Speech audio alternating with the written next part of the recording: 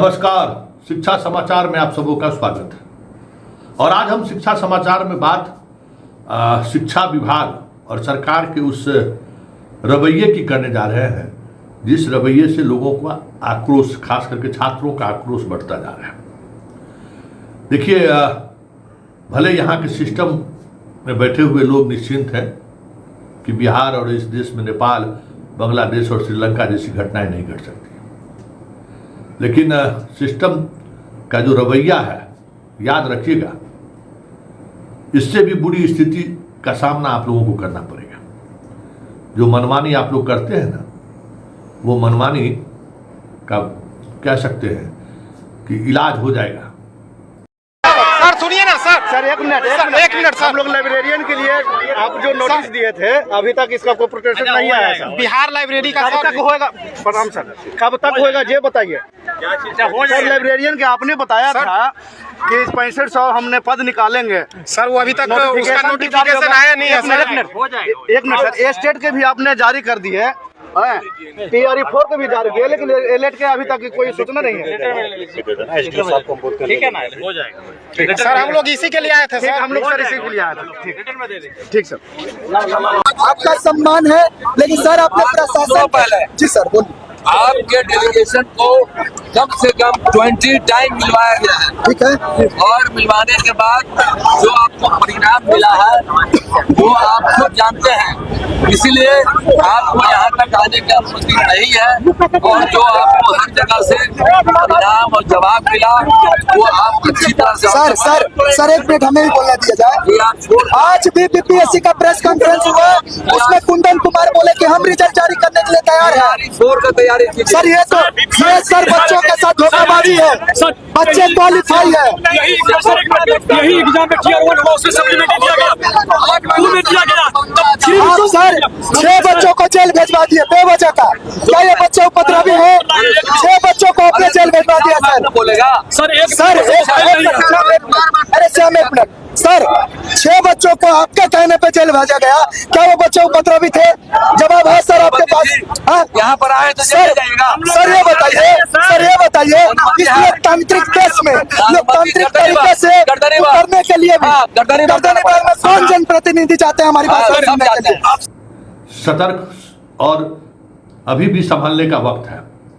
पड़ोसी मुल्क में और फ्रांस में जो घटनाएं घटी है उसका मूल्यांकन करिए कि क्यों पब्लिक में गुस्सा है, जनता क्यों गुस्सा है।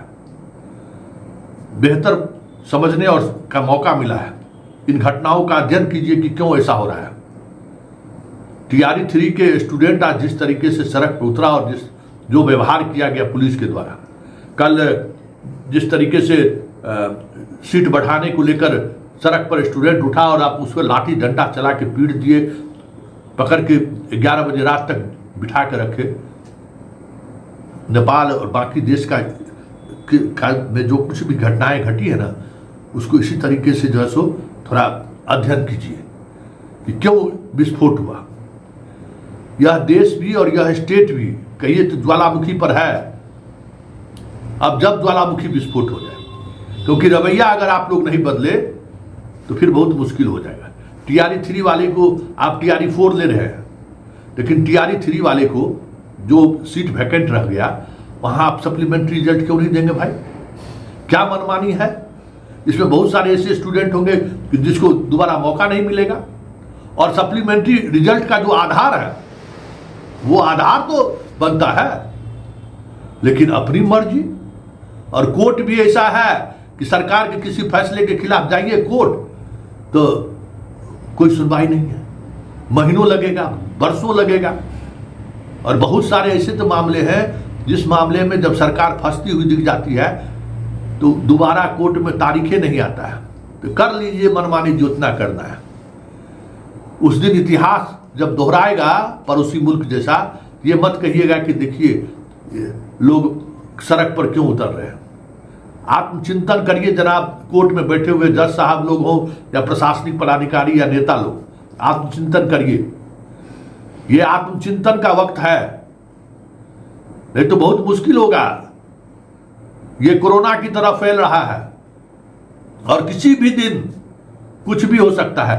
इसलिए आत्मचिंतन करिए और मनन करिए कि जो जनता में आक्रोश है उस आक्रोश को हम कैसे कम कर सकते हैं। TRE 3 को सप्लीमेंट्री रिजल्ट नहीं देंगे, TRE 4 को जो है सो वैकेंसी हमारा इतना ही है, भाई तुम कैलकुलेशन तो करो। कैलकुलेशन विभाग किया कि कितना वैकेंसी है, कोई पता नहीं। कितना मास्टर, कितना विद्यार्थी पर कितना मेरा टीचर है, कुछ पता नहीं है। सब राम भरोसे बिहार की जनता की गाड़ी कमाई को, पैसा को जो है सो लुटा देना है। यही आक्रोश नेपाल में भी देखने को मिला ना। ये देखिए, ये आक्रोश आप लोगों के लिए संकेत है। और पुलिस का क्या हाल हुआ नेपाल और श्रीलंका सब जगह देख लिया है। पुलिस जनता के प्रति जिम्मेवार हुई, अब सरकार के प्रति जिम्मेवार नहीं है, ये ख्याल कीजिए। इसी तरीके से बताइए शिक्षा विभाग का हाल देखिए। जो गरीब है, जिसको लाचार है, जो बीमार है, जिसको ट्रांसफर की जरूरत है, उसका ट्रांसफर नहीं हो रहा है। एगो ACS साहब गए 25 तारीख को चिरकुट निकाल के कर दिए ट्रांसफर। जिसके पास पैरवी है, जिसके पास पैसा है, हो गया उसका ट्रांसफर। 6 तारीख को मंत्री जी उठे, कर दिए ट्रांसफर। और अब 12 तारीख को, अब कल खबर चलाए हैं, 2 दिन से खबर चलाए हैं तो सब चुप है। आज मंत्री साहब के सेल में हंगामा हो गया। ये होगा ही, सब लोग पहुंचेंगे ही।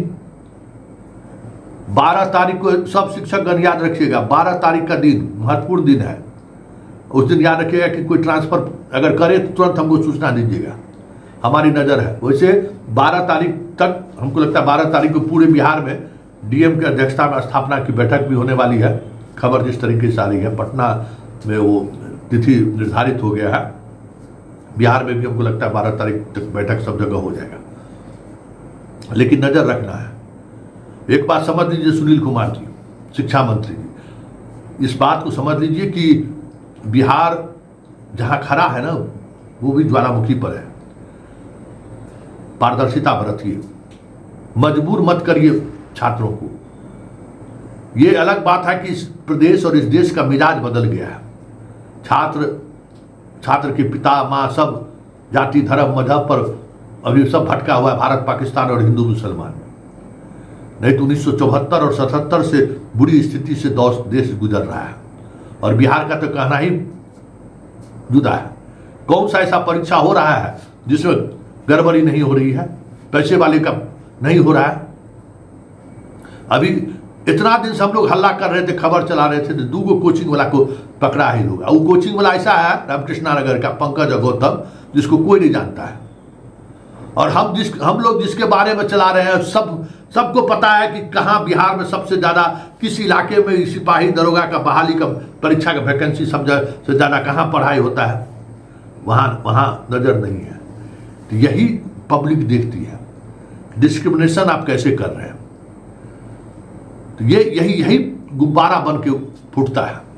अब देखिए आज हाई कोर्ट का एक जजमेंट, BPSC के परीक्षा के दौरान जो प्रश्न पत्र गांधी परीक्षा सेंटर में जो हुआ था, उसमें एक बहुत सारे लड़कों को 3 साल के लिए रिस्ट्रिक्टेड कर दिया। अतुल प्रसाद भी तो इसने तानाशाही थे। अतुल्य प्रसाद जैसा पदाधिकारी नेपाल में होगा, श्रीलंका में होगा और फ्रांस में होगा, वहाँ होगा। पब्लिक की बात नहीं सुनता है, इस सरकार की बात सुनता है। तो भोग रहा है सब। अब बताइए कि 3 साल के लिए उन लोगों को रिस्ट्रिक्टेड कर दिया कि मीडिया में आप बैठ दीजिए। एक है जनाब है तारकेश्वर पांडे, इनको भी 3 साल के लिए रिस्ट्रिक्टेड कर दिया था। आज जो है सो हाईकोर्ट में सुनवाई हुई। हाईकोर्ट कहा कि निरंकुशता नहीं चलेगा, आप इसको तुरंत करिए। उसके वकील ने कहा कि भाई जो वीडियो है उसमें क्या गलत है और क्या वीडियो चलाए, उसके लिए भाई आधे घंटे बाद प्रश्न पत्र वहां पहुंचा, सब एडमिट कर रहा है। तो वो बात छात्र बोला तो इसमें गलत क्या है।